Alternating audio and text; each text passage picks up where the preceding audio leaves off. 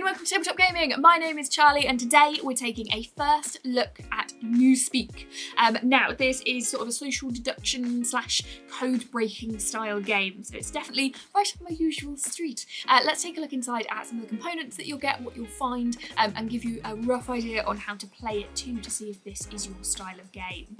Now just be aware it is for 3 to 8 players, it is from inside the box and it will take around 45 minutes to play. And all it is trying to work out what words people are using inside what they're saying and the triple hidden meaning that might be there. Easy peasy. Let's have a look.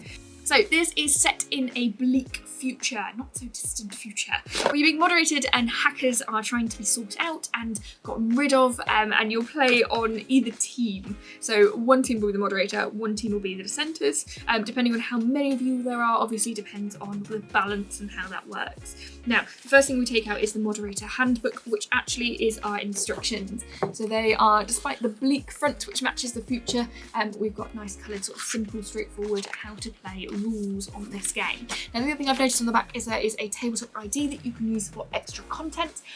Don't know what that is. We'll have a little extra if we find out what that is before we go on to the components. Now, first of all, we're going to bring out this. So these are our code sets for the Dissenters being used by the moderators. And these have all of the words on, I say all, but a chunk of the words in that you might be being used as code.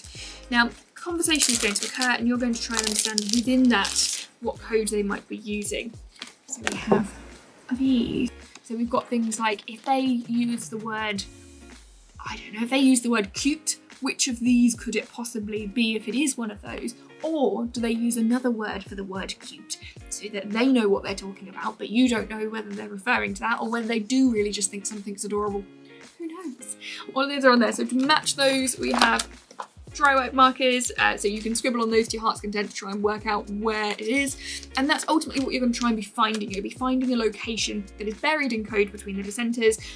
The Dissenters are going to try and communicate between themselves, and the moderator is going to also try and find that so they can stop the Dissenters. So, how do we communicate in the modern age? We do so with phones! These are little dials which will show you the numbers and that will allocate to the location that you're after. Quite nicely, they're called mod phones, in a style that's sort of similar to our usual phones, shall we say, which is quite a nice touch. And we've got a couple of those in different colours. So you can see they're slightly themed there. Now, in addition, we need to work out where we're going. So let's take a look at some of those location cards, for example. So it might be a bowling alley. However, on the back, if that gets hacked, we have a darker version of it too. So we can see when it goes from being moderated to being hacked by somebody else. We have, for example, there is, I don't know, this is the prison. And we can see how that changes when it gets flipped over too. So you're going to be trying to communicate what these things are using code. That code is buried in these, your Dissent codes themselves. We've got a nice thick stack of those. So for example, if I have a look at some of these, one of those says I could use the word rudder, which means exercise, and other Dissenters will know that that's the case. But rudder is really sort of difficult to bring up in conversation. So I might talk about ships instead, but then how do I get ships into conversation? And how do I do so without these guys having a look at theirs and seeing words along the same line to try and work out what I'm doing? How do you do it all? With great deception in the best possible way. Now, you can't talk for too long in those cases because although you need to communicate that code, you're going to be timed in doing so. So we've got some little sound timers there too. And then the last thing are some markers included in here. So, to summarise, the Dissenters are going to try and allocate a location. They're going to pick a location and they're going to try and communicate with the others as to what that is. They then need to pick that. However, moderators, obviously, listening in, also trying to find it, but they have a slightly more difficult job. It's a bit harder for them to find out in the code what it is that they're referring to, based on the wealth of information that they have. So they have to be really careful, really listen into what's going on. It's a game that in theory takes around 45 minutes to play. It is super quick to set up. As you've seen, there's not particularly any components you've got to worry about. You'll dish out some cards to the right people and some pen and paper to the others, and you're pretty much ready to go. Instruction-wise, everything seems quite straightforward, and I feel like we could jump into that now if we wanted to.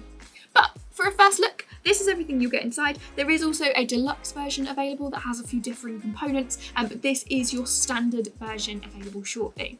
Let us know in the comments if you are interested in this game, if this has piqued your interest at all. If you have any questions, let me know. And if you would like to see more tabletop gaming goodness, there's a couple of things you can do. First of all, like and subscribe so that we can see more. Also head to tabletopgaming.co.uk for all of your information, reviews, features, and news, everything we smush onto that one website for you to be able to take a look at.